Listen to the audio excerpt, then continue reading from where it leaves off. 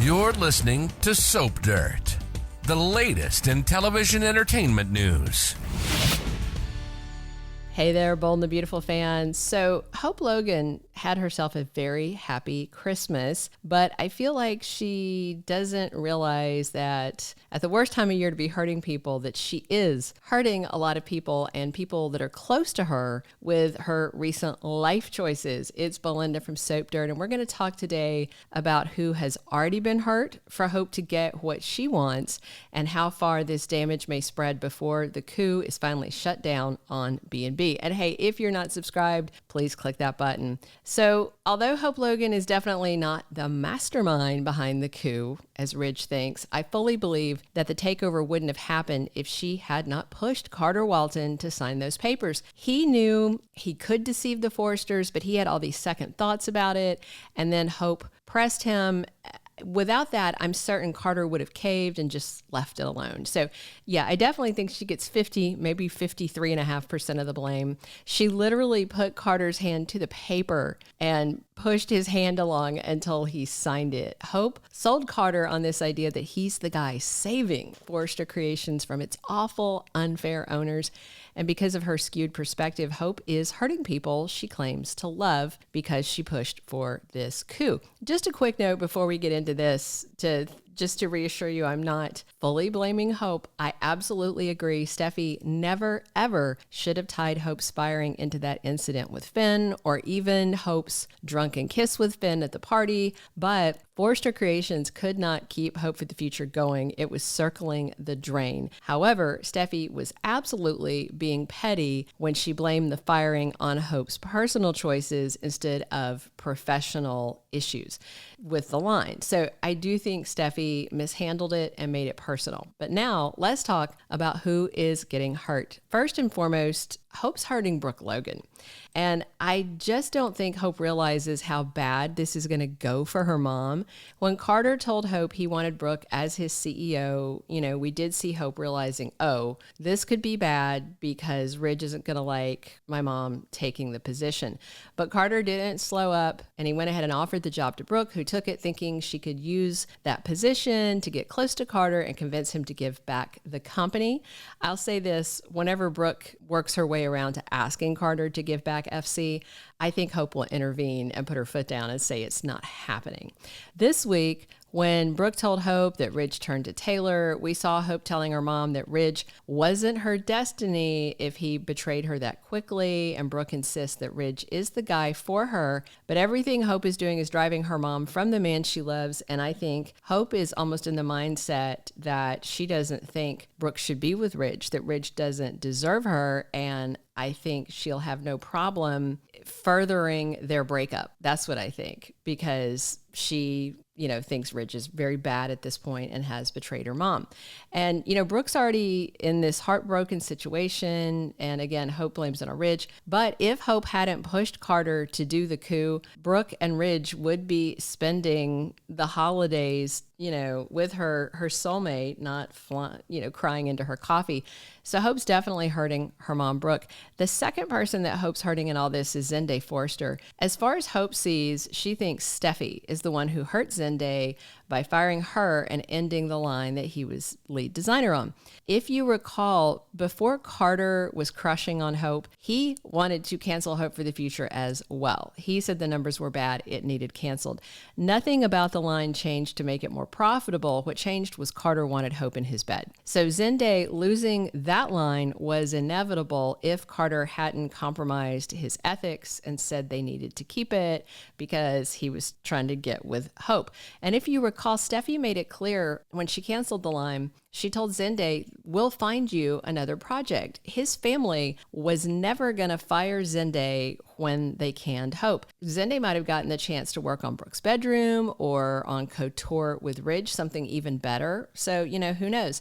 Now, Zende is being further hurt because his family business was stolen by Hope and Carter, and the family asked Zende to stay at Forrester and represent them. So he's in this tight spot, and now it's even worse because Brooke asked him to keep the secret about her plan. plan. Bottom line, if it wasn't for Hope pushing Carter on the coup, Zende would already be on a new design project, probably something bigger and better, working with his family and happy. He might miss Hope for the future, but he would still be following his passion at Forrester Creations, and now he can't. The third person that Hope's really hurting is Eric Forrester. This is someone that she claims to love dearly, and although Hope's line was failing, Eric did advocate to keep giving her more chances until it was clearly beyond salvaging. And Brooke adores Eric, and that's the father of Hope's sister Bridget, somebody else who's stunned by all this. And considering that Eric's health is fragile, for Carter and Hope to pull this stunt puts him at risk. Not only is Eric just heartbroken, but it could push him into another health crisis.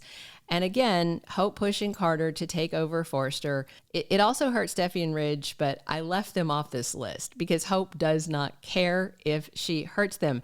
In fact, I think she wants to hurt them, actively wants it to happen, especially after the way Ridge accused her of using Carter and called her a hateful little bee. You know, Hope wants Ridge and his daughter to stay gone. And that's going to come into play more when Brooke tries to enact this terrible plan of hers and get Carter to give it back because she said, you know, Eric and Steffi and Ridge should all come back, and Hope doesn't want any of that to happen. The fourth person that Hope is harming with her recent actions and choices is her co-conspirator, Carter Walton.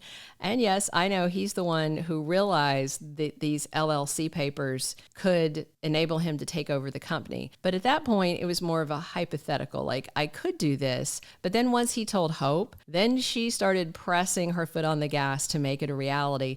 We all know this will not work out in the long run. Carter and Hope will not be able to keep FC. So what happens to Carter after it all blows up in their faces? Ridge and Eric considered him family. That's over because of what Carter and Hope have done. Carter has lost his closest friends. You can't fix it. Also, because of his and Hope's coup, Carter has lost their trust and faith permanently. He's never coming back. And when Ridge and Steffi do get Forrester back, I think it would be nothing short of a miracle for Carter to keep a job there. I mean, you never know with the sloppy writing at B&B, but realistically, he should be fired for good. It may not go that way, but it definitely should.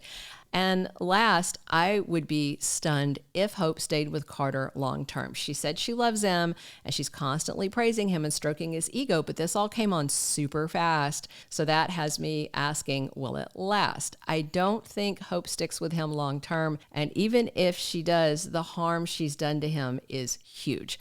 Hope wanted to keep her line at all costs, even though she knew it was failing. And so Carter is out on this limb for her, and he will be the one left hurting when that limb finally breaks. It won't be Hope Logan. She has burned down so many people because she wanted to keep her failing line. Fifth, and finally, the last person Hope's hurting is herself. For a couple of years now, she has been on this self-destructive path. She had Liam all to herself. Her marriage was fine. They had a family. Steffi was married to Finn, wasn't a threat to her marriage. And then Hope started lusting after Thomas, and she didn't even try to stop. She was fantasizing constantly, and then Hope kissed Thomas in Italy with no regard for her marriage or for Liam, the guy she claimed was her soulmate.